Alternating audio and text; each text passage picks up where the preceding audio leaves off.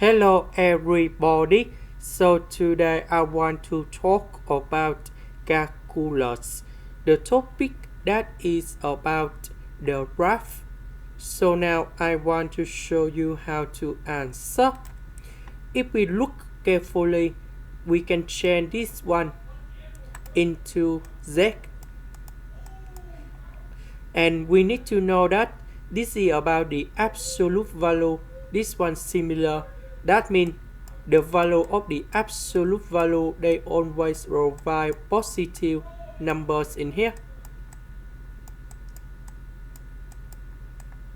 So let's say if I put about s equal to number 0, y equal to number 0, so we will have about z equals to number 0.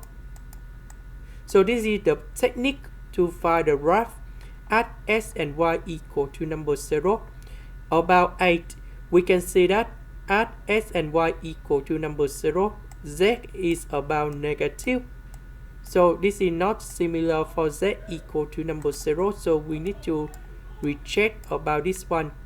About this one, when s and y equal to number 0, this one you got about z is about positive.